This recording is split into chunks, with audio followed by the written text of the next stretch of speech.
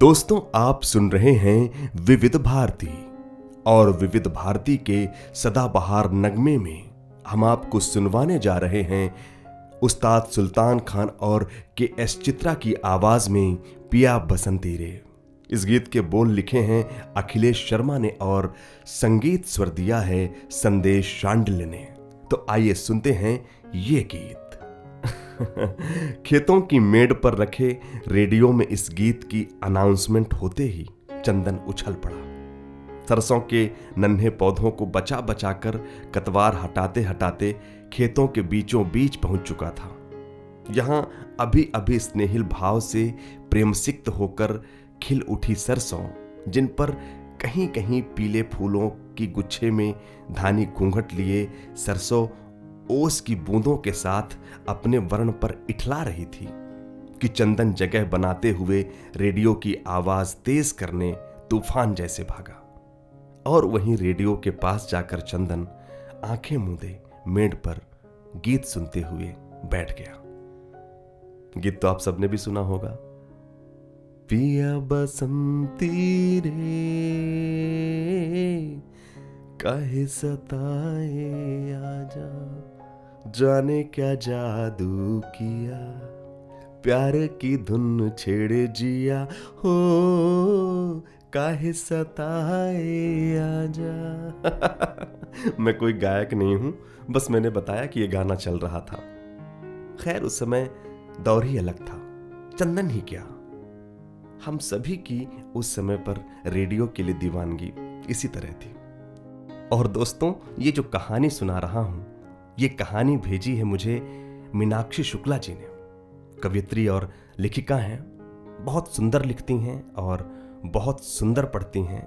YouTube पर और बाकी सोशल मीडिया पर शब्दवेणी के नाम से बहुत चर्चित हैं और आप वहां पर उनको देख सुन सकते हैं। फिलहाल वो चूंकि बिहार से आती हैं और उन्होंने ये जो कहानी लिखी है एक बिहार की ही पृष्ठभूमि पर है। आप अगर वहां से होंगे, आप अपने आप को बखूबी जोड़ पाएंगे। चलिए चलते हैं कहानी की ओर। चंदन और उसका साथी कैलाश दोनों गांव के ही एक बड़े धनाढ्य घर में काम पर लगे थे। जमींदार मालिक अपने बेटे के लिए पक्का मकान बनवा रहे थे। दिन भर की दिहाड़ी ठीक ठाक मिल जाती थी। कैलाश का मामा गाजियाबाद में राजमिस्त्री का काम करता था। कैलाश कुछ दिनों से वहां जाने की फिराक में था। अकेले जाने से डर रहा था, इसलिए बार बार चंदन को जाने के लिए कहता। सुन, पंजाब या दिल्ली जाएगा? अंतिम ईंट चंदन के सर पर रखते हुए कैलाश ने फिर पूछा, फिर यहां सब कैसे होगा? और मैट्रिक का भी तो परीक्षा देना है ना। चंदन ये बोलता हुआ सर पर रखी 7 ईंटें पकड़े हुए जिस ओर मकान बन रहा था उधर चला गया। जमींदार मालिक वहीं पास खड़े थे। वो भड़क उठे, अरे जल्दी जल्दी हाथ चलाओ, या बेगारी का पैसा नहीं मिलता है। 2 ईंटें और रख सकते थे सर पर। और ये सुनते ही चंदन खिसिया गया। उसने सर को सीधे आगे छोड़ दिया और सारी ईंटें मालिक के सामने बिखर गईं। फिर कर लीजिए आप ही काम। यह सुनकर मालिक भी ताव में आ गया और सीधा जाने को कह दिया। हां तो ठीक है ना, मैं चला जाऊंगा, पर मेरे 3 दिन का पैसा और काम करवाए हैं भर भर सांझ तक, आधा दिन आज का भी मिलाकर हमारा हिसाब कर दीजिए, हम चले जाएंगे। तड़ाक! जमींदार मालिक बाल खींचकर कान के नीचे एक थप्पड़ चंदन को रसीद दिया। पिछवाड़े से घर की सारी औरतें निकलकर बाहर आ गईं। हो हल्ला में औरतों को जमा देख चंदन भी अकड़ में आ गया। साल के 12 महीने काम कर करके 16 साल के चंदन का रंग गेहुआ से शाम हो चला था। बालों और पेशानी से ईंटों की बुरादों के साथ बहता पसीना अपनी अपनी जगह बनाकर धार में चूकर मटमैली गंजी तक आ रहा था। ताव में आकर चंदन ने मालिक को धक्का दे दिया और तेजी से निकल गया। मालिक गिरते गिरते बचा। उसके आगे बिखरे ईंटों में उसकी लुंगी फंस गई और हल्का सा खून पैर के अंगूठे से निकल पड़ा। साला कुत्ता, छोड़ेंगे नहीं तुमको। चंदन तेजी से उसके आवाज की पहुंच से दूर हो गया। घर आकर चंदन नहा धोकर खाने बैठ गया, जैसे कि कुछ हुआ ही ना हो। इधर चंदन की मां दहक रही थी, चंदन को सुनाए जा रही थी। सांझ में पचैती का बोल करके गया है मालिक। मालिक पर हाथ उठाने का जरूरत ही क्या था? दिहाड़ी का पैसा क्या सो गया? पूरे बिरादरी के सामने जलील करेगा वो अलग। चंदन सरसों फूल का बड़ी भात में सान कर बड़े प्रेम से खा रहा था और पास में ही रेडियो भी बज रहा था, धीमी आवाज में। एक को और बड़ी दे दो, भात में नून कम लगता है, थोड़ा सा नून भी देना और तेल भी लेते आना। मां भनभनाते हुए हाथ में नमक और तेल का शीशी लेकर आ गई। एक ठो करके सब तो खा गया, बाकी लोग छुच्छे खाएगा का? मालिक से बहस करने की जरूरत ही क्या था? फिर अपना समाज का आदमी है और बड़ा भी है, कह दिया तो क्या हो गया?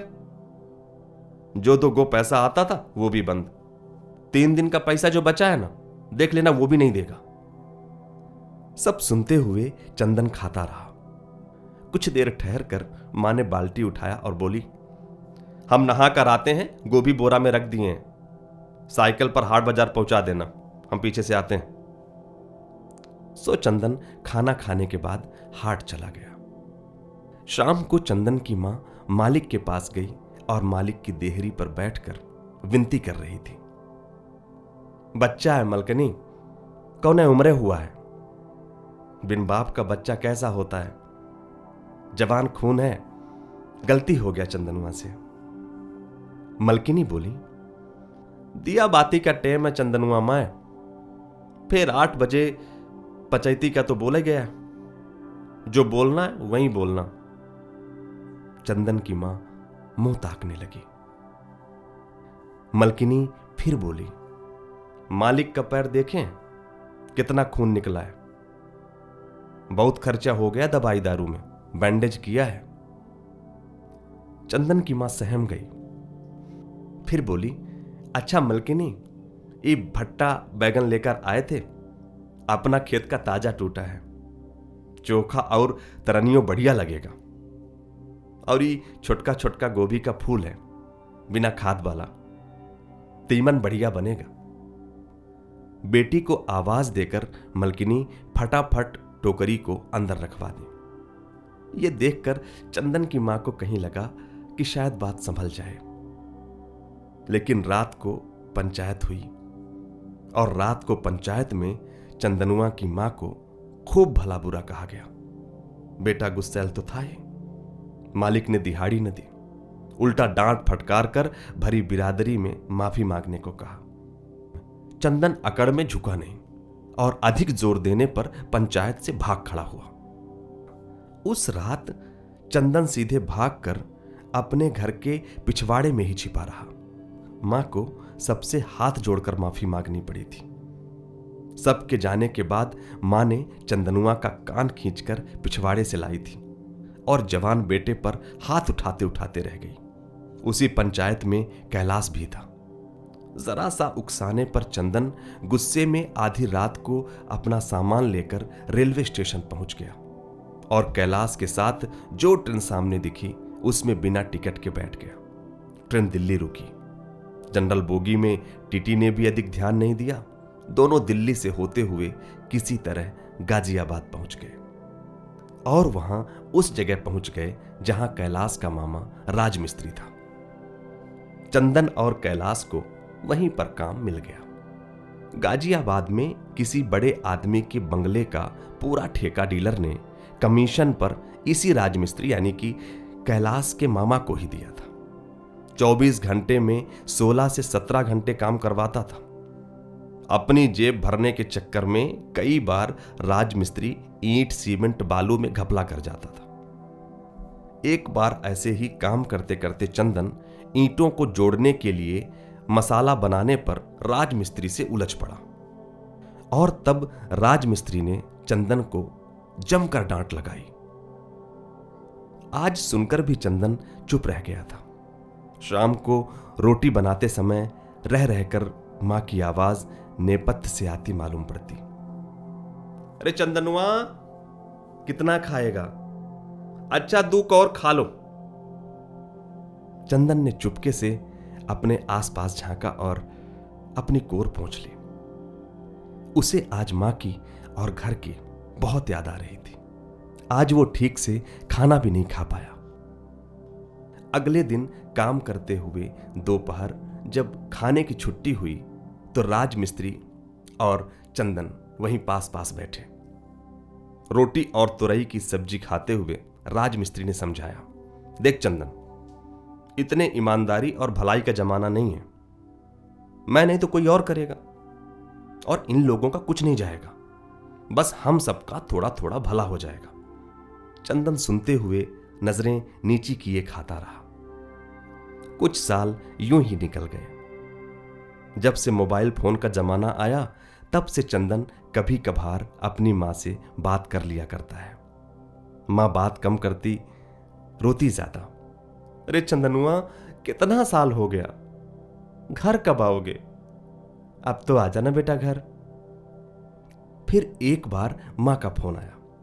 मां बहुत दिनों बाद खुश होकर बोल रही थी, अरे चंदनुआ, बहन का शादी पक्का हो गया है और बेटा इसी बैसाखी पूर्णिमा का दिन निकाला है। चंदन ने यह सुनकर मन बना लिया घर जाने का। चंदन ने खूब सारी खरीदारी की।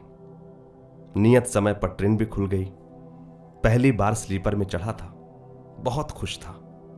रह रह के अपने खरीदे सामान को कभी मां तो कभी बहन के हाथ में देखता और खुश हो जाता, ये ख्याल करके कि वो सब कितना खुश होंगे।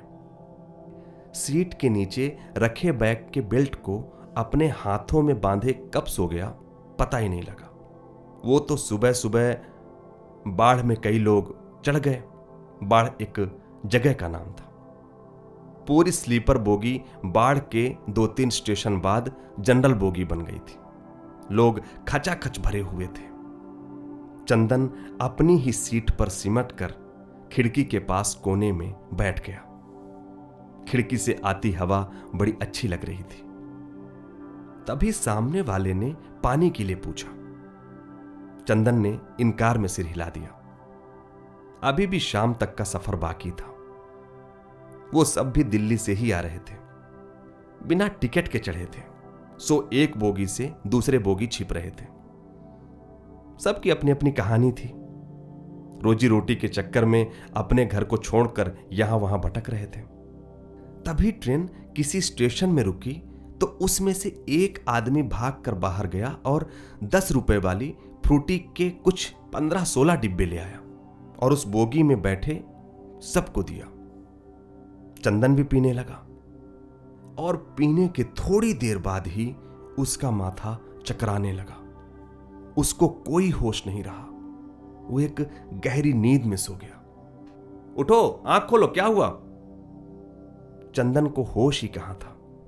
अगले दिन दोपहर तक जाकर उसे होश आया।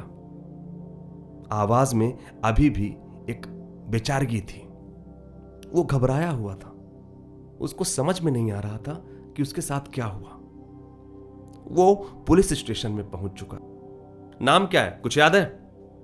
दरोगा थोड़ी थोड़ी देर में आकर गाल पर एक चपत लगाता और पूछता, नशा खुरानी गिरो फिर से सक्रिय हो उठा है। ये लड़कवा का हाल देख रहे हैं दरोगा बाबू। कांस्टेबल पान का खिल्ली में एक्स्ट्रा चूना और कत्था लगवाने की बात कहकर दरोगा बाबू को अपनी चिंता बता रहा था। चंदन का सब कुछ चोरी हो गया था। चंदन खाली हाथ घर से गया था और वैसे ही खाली हाथ आया। 3-4 दिन के बाद चंदन पूरी तरह अपने होश में आया। चंदन की मां के लिए उसका चंदनवा घर आ गया, यही बहुत था। शादी बहन की अच्छे से ही हो गई। जाते जाते चंदन की बहन अपने भाई के गले लगकर खूब रोई। भैया हो, माई का ख्याल रखियो। अभी दिल्ली पंजाब छोड़ो, शादी ब्याह कर ले और घर बसा लो। अब माए अकेला कहना रहते। चंदन अपनी बहन को गले लगाकर सुन रहा था। उसकी आंखों से बहन की विदाई और जाने क्या क्या सोच करके आंसू बह रहे थे। बहन की विदाई हो गई। फिर 2 दिन बाद मालिक के घर के पास रहने वाली लखन की मां चंदन के घर आई और जोर जोर से कहने लगी, चंदनवा माए, मलकनी भेंट मांगी हैं, चली जाइयो। मूढ़ी का बोरा लिए आंगन में खड़े खड़े ही लखन की मां ये बोलकर चली गई। चंदन उसारे पर बैठा ये सुनते ही लपक कर बाहर आया और कहने लगा, अभी भी उनके यहां काम करने जाती हो? चंदन की मां सकपका गई, फिर समझाते हुए बोली, अरे चंदनुआ, उसके बेटी का शादी है, अब न जाएंगे तो लोग का अच्छा कहेंगे। चंदन टूट गया, फिर बोला, हमारा घर, पढ़ाई, हमारा सब कुछ छूट गया और अब भी तुमको उसका और समाज का चिंता है। कहते हुए चंदन गुस्से में बिलबिलाते हुए दरवाजे पर चला गया। रात को खाना भी नहीं खाया। अगले दिन तड़के ही दिल्ली के लिए एक बार फिर रवाना हो गया। चंदन के इस तरह जाने के बाद चंदन की मां आंगन में बैठे बैठे ही बहुत देर तक कुछ सोचती रही, बहुत देर तक वहीं पर बैठी रही और फिर जाने क्या आया, उसने लखन की मां को बुलाया और लखन की मां से कहलवा दिया कि अब नहीं आ सकेगी वो। और इधर लखन की मां से यह संदेश मिलने पर मालिक अपने घर अकेले ही कुर्सी पर बैठे मलकिनी को बस भुनभुनाते हुए देख रहे हैं। कल तक हमारे फेंके टुकड़ों पर ही इनका घर चलता था और आज के आंख उठाकर भी नहीं देखते हैं, सीधे मुंह घुमाकर चल देते हैं। किसी को कुछ कहिए तो अकड़ देखते ही बनता है। सबका बेटा दिल्ली या पंजाब खटता है और यहां पर करते करते कमर टूटता है। चंदनुआ माए को कितना बार कहलवाएं, उसको 3-4 बार खबर भिजवाए कि यहां पर आकर पूरा दिन रहे और दिन के हिसाब से पैसा भी देंगे और खाना भी, तो आज बोलती है कि हम काहे खटेंगे, मेरा बेटा हर महीने पैसा भेजता है और दूसरे के घर काम करने से भी मना किया है। अब बेटा का तो बात नहीं न काट सकते। मलकिनी ये सब सुनते हुए अपनी बेटी और बेटे के साथ घर का काम निपटा रही थी। मालिक अकेला कुर्सी पर बैठा उन सबको हांफते हुए देख रहा था। तो ये थी कहानी।